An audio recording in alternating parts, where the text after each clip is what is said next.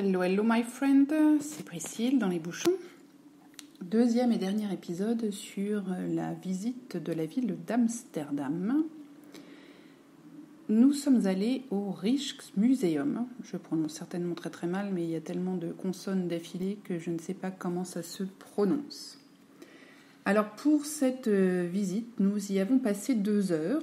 C'est tout le temps que nous avions avant de reprendre le train ou l'avion pour rentrer à Paris. Donc nous sommes arrivés à l'ouverture, 9h, avec des billets déjà achetés. Et on n'était pas les seuls, hein. Donc on avait vraiment bien fait d'acheter nos billets en avance, des billets coupe-fil du coup. Parce que même dans la ligne coupe-fil, il y avait déjà du monde. Et puis là, pour ceux qui n'avaient pas de billets, la file à 9h était déjà extrêmement longue. Pour cette visite, j'avais téléchargé l'application du musée, application super pratique qui permet de sélectionner des circuits à faire dans le musée. Et puis le petit avantage, c'est qu'en fait, donc le circuit se fait dans un certain ordre et il vous géolocalise à l'intérieur du musée, ce qui fait qu'on sait très exactement où aller ensuite pour voir les œuvres qui correspondent à la collection ou au circuit que l'on a décidé de faire. Donc moi j'ai pris le circuit Highlights, c'est-à-dire avec les principales, les plus grandes pièces, les plus connues du musée, ce qui ne m'a pas bien évidemment empêché de regarder les toiles notamment, parce qu'il y a beaucoup de peintures qui se trouvaient dans les salles où j'étais. Je ne suis pas juste allée à un endroit bien précis pour repartir, non, je regardais quand même autour. Et puis je m'arrêtais plus particulièrement devant les œuvres qui étaient décrites donc, dans l'application. Donc là c'est un audio, on a des audios, il y a même des petites vidéos si on veut aller plus loin pour avoir plus d'explications. Franchement j'ai trouvé l'application super bien faite, donc je vous conseille de la télécharger. Ça prend un peu de batterie quand même, mais c'est quand même très très pratique pour faire la visite. Et puis sinon sur place on peut louer des audiophones comme dans tous les musées. Donc dans le circuit Highlights, déjà beaucoup d'œuvres de Rembrandt. Alors Rembrandt, c'est un peu l'enfant du pays, bien évidemment. De son nom complet, Rembrandt van Rijn, peintre du 19e siècle. Très connu donc pour son immense tableau de Night Watch, donc la garde de nuit, qui aurait dû s'appeler d'ailleurs la garde de jour, parce qu'il n'a pas du tout... à l'origine, ce n'était pas les gardiens de la nuit, mais ceux du jour. Mais comme le tableau est sombre, voilà, ça a été le nom qui lui a été donné. Alors, il est assez connu, Rembrandt, pour faire des toiles où les gens ne posent pas dans des poses extrêmement strictes. On a l'impression que tous les personnages sont en train de faire quelque chose, en train de parler, en train de regarder quelque chose, de regarder ailleurs. Ils n'ont pas une posture figée. Donc c'est un des premiers à faire ça, et ce qui donne beaucoup de vie du coup dans ces tableaux, notamment dans cette immense toile donc, de Night Watch. C'est vraiment très grand, je ne sais pas combien de mètres elle fait, mais je dirais bien 4 mètres sur 4 au moins, c'est absolument gigantesque. Donc du même artiste, on va trouver la mariée juive de Jewish Brides, des autoportraits, un certain nombre de tableaux de femmes, d'hommes de l'époque. Donc c'est il faut aimer Rembrandt. Moi particulièrement, j'aime beaucoup ce style, cette façon de jouer avec les couleurs, notamment avec les clairs-obscurs, et puis surtout les détails des vêtements, les détails pas tellement de la décoration parce que le fond est souvent assez sombre, mais si je pense notamment à un portrait de femme qu'il a fait, où à l'époque donc c'était des tenues très très noires avec des cols blancs en dentelle, et la dentelle est rendue de façon absolument exceptionnelle. On voit toute la transparence, la superposition des couches de tissu. Moi je trouve ça absolument magique, ça me plaît énormément. Donc voilà pour ce qu'on voit des tableaux de Rembrandt. On voit aussi quelques Vermeer, donc moi j'adore Vermeer. Vermeer, il est très connu pour son portrait de la fameuse laitière qui a été reprise en France dans un certain nombre de publicités pour des produits laitiers. Donc là, on la voit en vrai, donc c'est un joli petit tableau. Donc Vermeer, lui, c'est aussi un peintre du XVIIe siècle, extrêmement connu, bien évidemment. Un autre tableau extrêmement connu que l'on va retrouver dans le musée, c'est Woman Reading a Letter, donc une femme lisant une lettre. Une femme que l'on voit avec un haut bleu, avec tout un tas d'ombre et de lumière dans le bleu. On a l'impression que c'est une femme enceinte, puisque visiblement elle a le ventre assez proéminent. Et puis un autre tableau qu'on peut voir aussi qui s'appelle La lettre d'amour, qui se passe dans un intérieur où on voit donc une jeune femme assise tenant une sorte une petite guitare. Je ne sais pas le nom parce que ça n'existait pas encore à l'époque, mais je ne sais pas le nom de cet petit instrument à cordes qu'elle tient. Et puis donc elle a une lettre qui vient de lui être remise par visiblement une servante.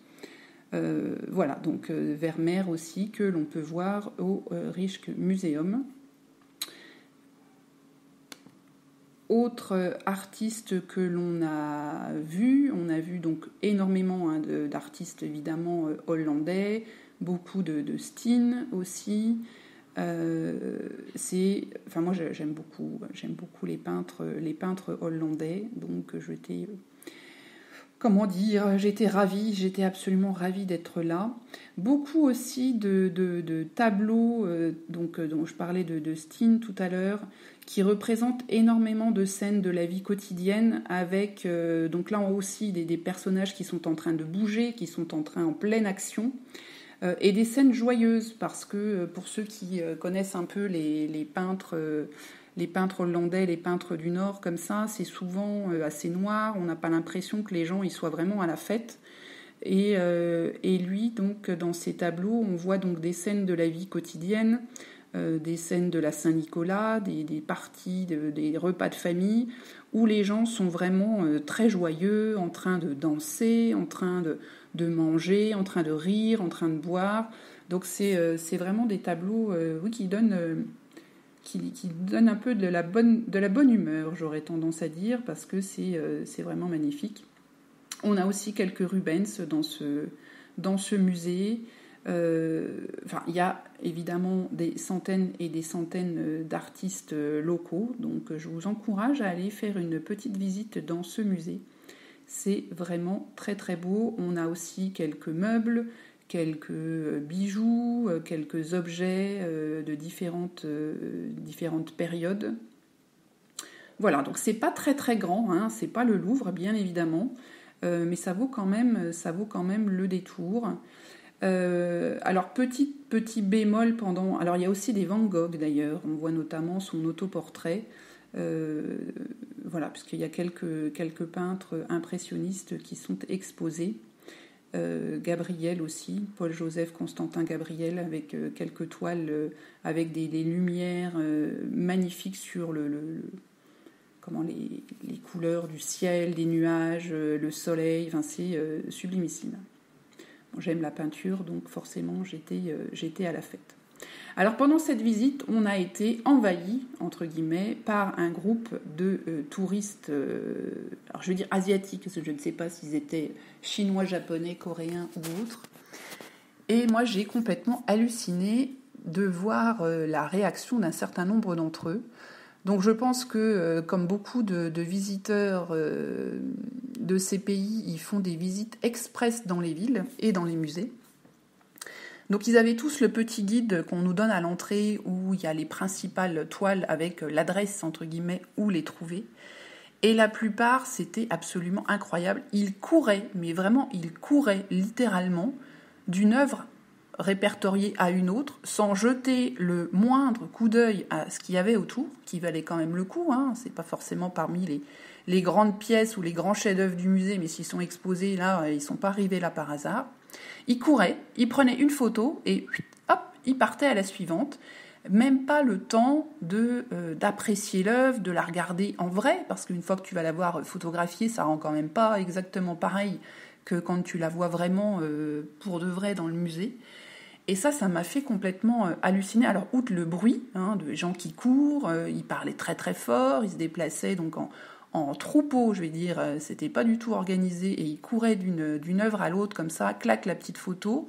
Et je vous passe aussi les séances soit de selfie devant l'œuvre, soit je me fais photographier par les copains, comme ça, et quand vous avez un groupe de 40 ou 50 personnes qui défilent devant une œuvre pour faire chacun son tour, ou le selfie ou la photo qui va bien, derrière, on voit pas grand-chose, quoi. Il faut patienter, c'était assez désagréable. Et puis aussi, j'ai noté un grand irrespect des œuvres qui n'étaient pas des toiles. Donc, à un moment, il y avait des pianos, il y avait une reproduction d'un bateau sur une estrade. Donc, bien évidemment, on n'a absolument pas le droit ni de toucher ni de monter. Et ben si, là, on monte sur l'estrade, on s'accoude sur le piano pour prendre la photo. On touche le bateau, voire les voiles ou autres, pour prendre une photo. Donc il y a toujours des personnes qui sont dans chaque salle du musée pour soit donner des explications, soit faire des rappels à l'ordre. Et malgré le fait que ces personnes intervenaient en leur expliquant que c'était complètement interdit de toucher, complètement interdit de monter sur les estrades, non, ces personnes-là ont souvent eu besoin d'intervenir 7-8 fois avant que vraiment les personnes comprennent que non, c'était pas une blague, on n'avait pas le droit de grimper sur les estrades, on n'avait pas le droit de s'affaler sur les pianos pour prendre des photos. Et j'ai trouvé ça, mais totalement irrespectueux. Donc je ne sais pas comment ils font dans leur pays quand ils visitent les musées, et si on a le droit de tout toucher, j'en doute fortement. Mais moi, ça m'a beaucoup choqué, cette attitude. Voilà. Alors c'est pas une attitude qui est rare. J'en avais déjà croisé un certain nombre de groupes comme ça, notamment au Canada l'an dernier, et pareil là, c'était absolument hallucinant l'attitude vis-à-vis des œuvres d'art et oui, cet irrespect pour les autres voyageurs. Bref. Parlons aussi des visites express des villes. Je vous ai dit que samedi, donc, nous avions fait un petit tour en péniche, enfin une petite péniche. Il y avait un groupe d'Américains qui, eux, faisaient un tour des pays nordiques en bateau, donc 15 jours de croisière, où ils s'arrêtaient dans un certain nombre de villes.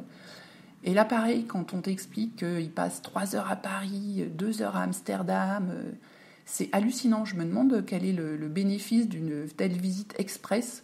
Enfin, passer 3 heures à Paris, tu vois quoi. Et il y a un des messieurs qui me dit « Ah, mais si, on capture l'esprit de la ville. » J'ai quelques doutes quand 2-3 heures, certainement perché dans un bus touristique, on puisse se rendre compte vraiment de ce qu'est une ville, de son ambiance, de ce qu'elle représente. Enfin bon, bref, ça m'a fait un peu... ça me fait sourire, ce genre de façon de voyager, de vouloir voir plein de choses en un temps record. Alors c'est sûr que quand on vient des États-Unis, on n'a pas un grand passé historique dans la plupart des villes et des villages, mais c'est quand même loin d'être le cas quand on arrive en Europe, et passer un peu plus de temps quand même, ça me paraît important, surtout quand on fait un si grand voyage. Mais bon, chacun choisit sa façon de voyager. Voilà. Et puis après, une fois avoir fait le musée, nous sommes repartis direction Paris. Je voulais vous parler aussi des vélos, parce que dans l'épisode d'hier, j'en ai pas parlé. Donc les vélos, c'est pas un mythe, il y en a partout à Amsterdam. C'est impressionnant, les immenses parkings de vélos. Ce qui est le plus impressionnant, c'est la façon dont ils roulent. Et là, les locaux les appellent de killer bees. Donc, parce que, pardon, ils sont seuls au monde. Ils sont seuls au monde, donc il faut surtout pas mettre un orteil dans la piste cyclable, sinon on vous embarque le pied. Si jamais c'est une piste cyclable ou qui est juste séparée sur le trottoir par une petite bande blanche, il faut vraiment faire très très attention de ne pas faire de grands gestes en parlant, parce que sinon on vous embarque le bras. Sur les passages cloutés, vous n'êtes absolument pas prioritaire. Pourtant, je pense que la réglementation routière est la même à peu près partout. Donc, quand on est sur le passage clouté, le piéton est prioritaire. Pas là. Vous faire extrêmement attention, parce que c'est pas parce que vous êtes au milieu du passage clouté que les vélos sont s'arrêter. Là, on l'a expérimenté un peu plusieurs fois. On a vu même un certain nombre de locaux s'en prendre verbalement à des cyclistes parce que effectivement la conduite est extrêmement dangereuse. J'avais un certain nombre de collègues qui m'avaient fortement déconseillé de louer un vélo en me disant écoute, nous on l'a essayé, on a eu des accidents, ça s'est très très mal passé. Alors si vous êtes dans un quartier super calme, je pense que ça doit être extrêmement agréable parce qu'évidemment c'est plat, hein, donc là on force pas trop le mollet. Par contre, dès qu'on arrive plutôt sur le centre où c'est extrêmement chargé en circulation, c'est impressionnant de les voir, là c'est une nuée et ça avance très très vite, donc il faut vraiment être habitué, hein. Donc à moins que vous le fassiez régulièrement dans une grande ville, ne prenez pas les vélos, c'est quand même super, super dangereux, en tout cas pour être dans le centre-ville. Sans compter que dans les rues piétonnes, parce qu'il y a quand même un certain nombre de rues piétonnes, ils circulent aussi, même quand c'est super bondé. Moi j'en ai un qui m'a sauvagement poussé, frappé le bras parce qu'évidemment il a perdu l'équilibre en roulant trop doucement parce qu'il y avait du monde, hein, chose étonnante dans un passage dans une région qui est extrêmement touristique, dans une zone piétonne, et du coup il a perdu l'équilibre et il s'est raccroché à moi, pas très agréable comme expérience. Ouais, donc oui, c'est bien pour l'écologie, mais alors je dois dire que pour le respect des autres, c'est pas top, hein. C'est vraiment pas top. Mais bon, ça maintient en forme et c'est meilleur pour la planète de faire du vélo. C'est sûr que du coup, c'est beaucoup moins bruyant la ville. En plus, bon, si vous connaissez avec les canaux, quand même, les routes sont pas très larges, il n'y en a pas beaucoup. Donc c'est assez pratique de circuler comme ça et j'ai aucun débat là-dessus. Mais vraiment en ville, c'est quand même super, super dangereux pour ceux qui n'ont pas l'habitude. Il faut vraiment regarder partout. Voilà la fin. Donc, jolie visite. Bon, on a fait énormément d'extérieur, hein, puisqu'il faisait un temps absolument magnifique. Il faut en profiter. Dans les villes du Nord, c'est pas toujours le cas. Peut-être qu'à l'occasion d'une prochaine visite, je ferai plus de choses en intérieur. Il y a d'autres musées, notamment le musée Van Gogh qui est à voir, bien évidemment. Mais bon, ce sera vraiment si l'occasion se représente, parce que c'est joli, etc. Mais ça me laisse pas non plus un souvenir impérissable à dire il faut absolument que j'y retourne. Oui, j'y retournerai à l'occasion, mais rien de planifié pour le moment. C'est sympa vraiment à faire, hein, mais après, y retourner, je suis pas sûre. Voilà. Et bien c'est tout pour cette dernière petit compte rendu sur la visite de la ville de Amsterdam en Hollande. Je vous dis à très bientôt, je vous embrasse tous, ciao bye.